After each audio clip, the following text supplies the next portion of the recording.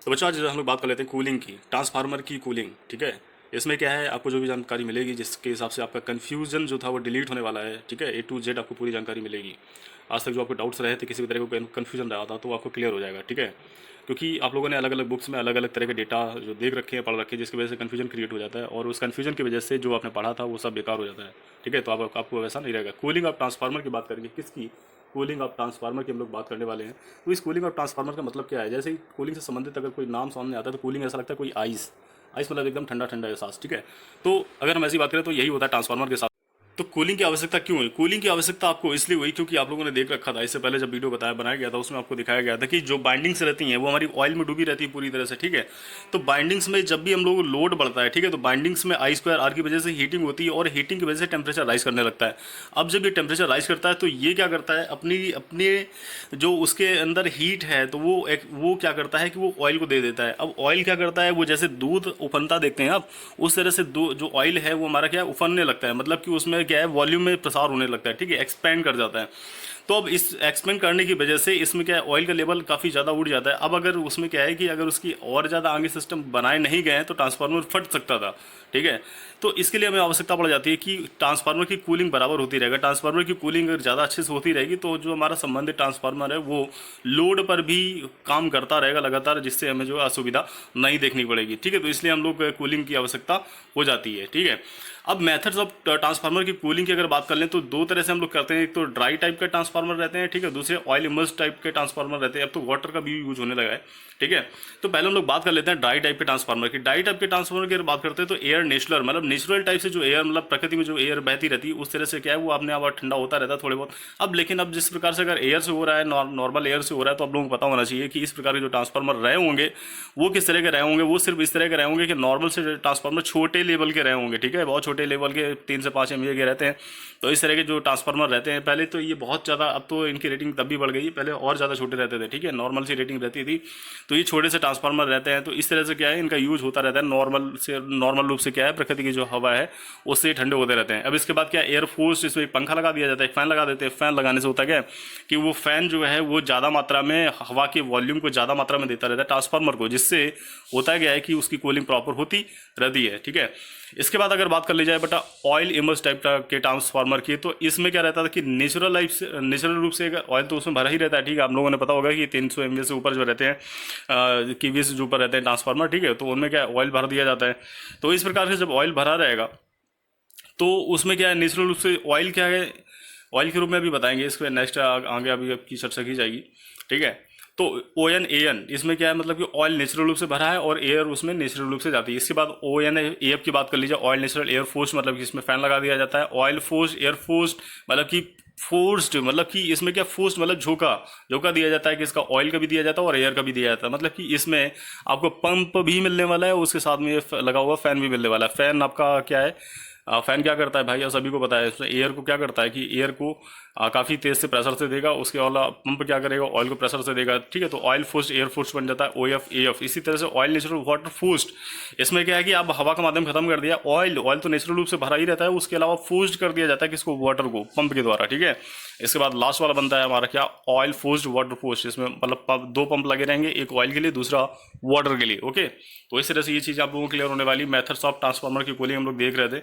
आगे अगर बात करते हैं कि डाई टाइप की, ठीक है, तो इस टाइप के जो ट्रांसफार्मर रहते हैं बेटा, आपको नेचुरल टाइप से एयर के द्वारा कूलिंग दी जाती है। ठीक है, ये रहते हैं 3 से 5 MVA तक के रहते हैं। अलग अलग बुक्स में अलग अलग हाल है, किसी में 3 MVA, किसी में 5 MVA। ठीक है, तो आपको याद रख के चलना है दोनों रेटिंग।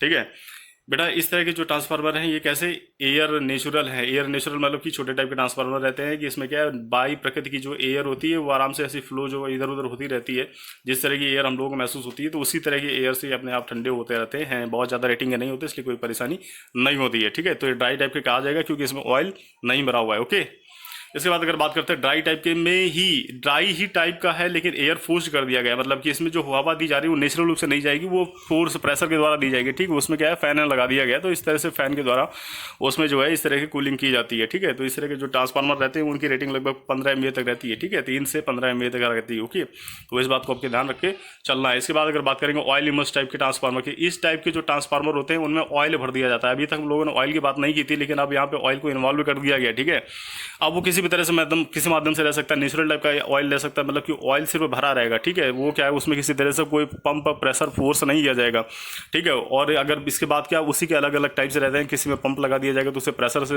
ऑयल दे दिया जाएगा, तो उसी तरह से उसी आधारित पर उसका नाम दे दिया जाता है, उसे वर्गीकृत किया जाता है। इस बात को आपको याद रख के चलना है। अगर बात किया जाए ON AN, इसी में ऑयल मस्ट में ये आ जाता है पहले नंबर पर, oil natural, air natural type के, ठीक है। तो इस टाइप के जो ट्रांसफार्मर रहते हैं लगभग इनको यूज किया जाता है 30 MVA से 50 MVA के बीच में, ठीक है। 30 MVA से 50 MVA तक यूज किया जाता है, ठीक है। उस रेटिंग से, जो रेटिंग हम लोग इससे पहले बता चुके हैं 15 MVA से लेकर 30 MVA या 30 से 50 तक, अलग अलग बुक्स में अलग अलग हाल है। अभी थोड़ी देर पहले आपको बताया था कि किसी में 30 है, किसी में 50 है, तो 50 MVA तक आप फिलहाल मान के चलिए इसको, ठीक है। तो इसमें क्या किया गया है, ऑयल नेचुरल रूप से ऑयल तो भरा ही रहता है, और इसके अलावा एयर के फ्लो के द्वारा इसमें क्या है, कूलिंग होती रहती है। एयर तो पहले से फ्लो होती रहती है, इसमें कोई किसी तरह का कोई फैन वगैरह लगाया नहीं जाता है, क्योंकि ये दोनों ही नेचुरल प्रक्रियाएं हैं, ठीक है। अब ऑयल किस तरह से ठंडा करता है, बहुत लोगों के दिमाग में क्वेश्चन आता होगा। तो बेटा ऑयल का अगर सीधा सीधा अगर रूप देखें तो उसमें करते कुछ नहीं है, इसमें जैसे आप फैन देख रहे हैं तो फैन नहीं है, ठीक है। तो इसमें क्या है कि जब आपको पता है कि ऑयल जब हीट पाता है तो क्या करता है, राइज होकर टेम्परेचर राइज करके ऊपर चला जाता है, ठीक है। ऊपर जाएगा तो इसके बाद क्या है कि इसके बगल में एक पाइप लगा दिया जाता है, ठीक है। उस पाइप के द्वारा क्या वापस से वो हवा के संपर्क में आएगा, नेचुरल हवा के। ये तो अब फैन दिखा दिए गए, ये दूसरा उदाहरण है। तो हवा के संपर्क में आएगा, धीरे धीरे ठंडा हो जाएगा, ठंडा वाला नीचे आएगा, फिर इसी तरह से एक सर्कुलेशन प्रक्रिया बन जाती है। इस तरह से आपको पता होना चाहिए कि ये ON नेचुरल ऑयल द्वारा इस तरह से ये जो है कूलिंग की प्रक्रिया को पूरा किया जाता है, ठीक है। इस बात को आपको याद रख के चलना है। नेक्स्ट अगर बात की जाए ON AF, oil natural air forced, इसी वाले में जो अभी बताया गया था, इसी में क्या फैन लगा दिया जाता है, ये साइड में फैन लगा दिया जाता है, तो ये बन जाता है, इसमें क्या है ON कौन सा बन जाएगा, ON AF, एयर को फोर्स कर दिया जाता है, मतलब कि इसमें पंखे का प्रेशर दे दिया जाता है, पंखे के द्वारा हवा का प्रेशर दे दिया जाता है, सॉरी, ठीक है, पंखे के द्वारा हवा का प्रेशर कर दिया जाता है, तो इसे बोल देते हैं ऑयल नेचुरल एयर फोर्स्ड, ठीक है। एयर को फोर्स कर दिया गया है उसी में। अब वही सारी प्रक्रिया थी जैसे आप लोगों को इससे पहले भी अभी वीडियो में आपको दिखाया गया था। उसमें क्या कहा गया था कि उसमें नेचुरल एयर से हो रही थी, अब यहाँ पे 2 फैन लगा दिए गए हैं। इन फैन के द्वारा क्या करता है कि जब यहाँ से एयर का फोर्स दे दिया जाता है, अब वही जब उसमें पाइप जो हमारे क्या हैं ऑयल पाइप्स थे, वही जो वातावरण के संपर्क में आते हैं, तो उनमें हवा के द्वारा उनको ठंडा किया जाता है, ठीक है।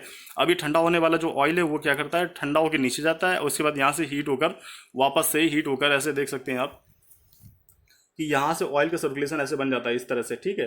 तो जो गर्म वाला है, जो टेम्परेचर जिसका राइज हो चुका है, वो ऊपर आ जाएगा, यहाँ पे आ जाएगा, इसके बाद यहाँ से इस वाले पाइप में आ जाएगा। अब पाइप में यहाँ पे ठंडा होगा, ठंडा होने के बाद फिर से ये डाउन चला जाएगा, डाउन होकर फिर ये, क्योंकि अब इधर से बाइंडिंग लगी हुई है तो ये इन्हें हीट करेंगे, हीट करके ऊपर जाएगा, फिर इस तरह से ये सर्कुलेशन बनता रहता है। इस तरह से ये जो ट्रांसफार्मर की प्रक्रिया, कूलिंग की प्रक्रिया होती रहती है, ठीक है।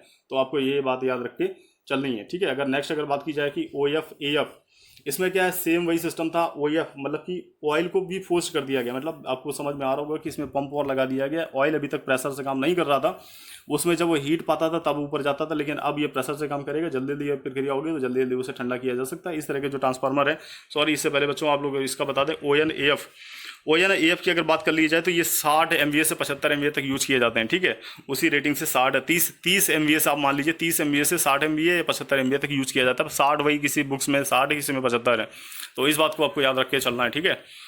अगर इसके बाद अगर बात करें बच्चा OF AF, ऑयल को फोर्स किया गया है और एयर को भी फोर्स किया जाएगा, एयर को पंखे के द्वारा, ऑयल को पंप के द्वारा, तो इन बातों को याद रख के चलना है, ठीक है। तो इस तरह के जो ट्रांसफार्मर हैं उनको यूज किया जाता है, इनको भी उसी रेटिंग तक यूज किया जाता है, वही 60 या 75 MVA तक यूज किया जाता है। लेकिन इसमें क्या है, हायर रेटिंग के ट्रांसफार्मर होते हैं, ठीक है। ये मतलब काफ़ी हायर लेवल के ट्रांसफार्मर रहते हैं और ये कूलिंग को फास्ट कर देते हैं।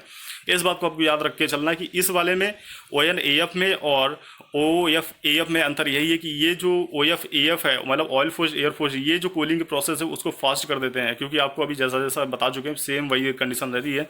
क्या, क्योंकि ऑयल बहुत तेज़ी से जल्दी जल्दी सर्कुलेट होने लगता है, उसमें सर्कुलेट नहीं हो रहा था, गर्म होता था तब ऊपर जाता था। इसमें ऑलरेडी ये गर्म है, ठंडा है, जैसा भी है, वो जल्दी जल्दी सर्कुलेट होता रहता है। तो वो कहानी ही, वो किस्सा ही नहीं आ पाता है कि क्या टेम्परेचर राइज करे तब हम ऐसा काम करेंगे।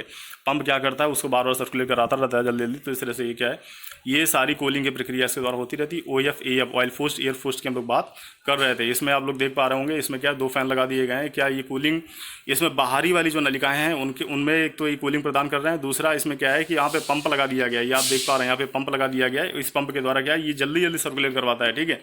इस प्रक्रिया को जल्दी जल्दी करवाता है, तो इससे क्या है कि ऑयल क्या है, जल्दी जल्दी ठंडा होता रहता है। इसके बाद अगर बात कर लें OF WF की, मतलब ऑयल फोर्स्ड और W फोर्स मतलब कि वाटर फोर्स, मतलब यहाँ पे हम लोग बात अब उसकी नहीं करेंगे एयर की, अब बात करेंगे किसी वाटर की। तो इसमें वाटर की जब बात कर रहे होंगे तो वाटर को भी फोर्स मतलब कि दो दो पंप लगाए जाने हैं यहाँ पे, ऑयल के लिए अलग अलग लगाया जाना है और वाटर के लिए अलग लगाया जाना है। जैसा कि आप यहाँ पे देख पा रहे हैं, यहाँ से वाटर इनलेट किया जाता है, वाटर की बात ही नहीं थी इसमें। तो यहाँ से क्या कर रहा है, इन पंप से इस तरह से ऐसे यहाँ से इनलेट किया गया, वहाँ से आउटलेट किया गया, ठीक है। तो पंप से वाटर बार बार इस तरह से फ्लो होता रहता है। तो ये जो वाटर है इसलिए ठंडा रहता है, ठीक है। जब ये जो ऑयल है गर्म ऑयल के संपर्क में आता है तो ये गर्म हो जाता है वाटर, और ऑयल को ठंडा करता हुआ चला जाता है, ठीक है।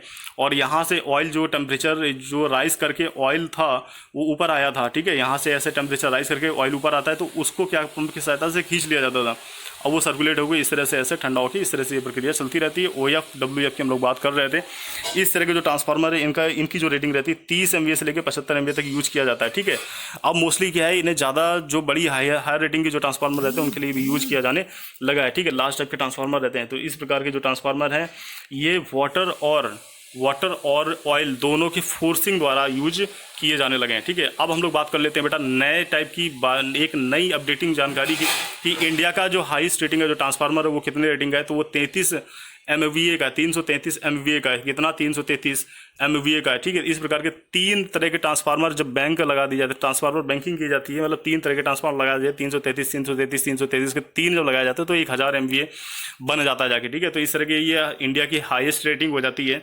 इसके बाद अगर बात करें कि HVDC की, मतलब हाई वोल्टेज DC सिस्टम की अगर बात करें तो उसमें 500 MVA तक का ट्रांसफार्मर को बनाया जा चुका है, ठीक है। 500 MVA तक के ट्रांसफार्मर को बनाया जा चुका है। इसके लिए अगर बात किया जाए कि जो इंडिया की जो इस वाली 333 की अगर बात की जाए तो ये भेल द्वारा बनाया गया है, ठीक है। और ये MP के जो बीना में यूज किया गया है 1200 kV की लाइन, 1200 किलो वोल्ट की जो लाइन वोल्टेज लाइन शुरू की गई है उसके लिए इसको यूज किया गया है। किसको? ये 333 MVA वाले ट्रांसफार्मर को, ठीक है। इसके बाद आज आपको एक नया क्वेश्चन दिया जा रहा है। वर्ल्ड का जो हाईएस्ट रेटिंग का ट्रांसफार्मर है, ठीक है, उसकी रेटिंग क्या है, ठीक है। ये क्वेश्चन है आपके लिए और ये सबको आंसर करना है कमेंट बॉक्स में आके, यूट्यूब के कमेंट बॉक्स में आके सभी को आंसर करना है। अगर आप लोगों ने इस तरह की अगर जानकारी चाहिए, ठीक है, बिना किसी परेशानी के, बिना किसी डाउट के, बिना कन्फ्यूजन को क्लियर करने के लिए, तो आप चैनल को सब्सक्राइब कर लीजिए। बार बार इस तरह की वीडियो आते रहेंगे, ओके।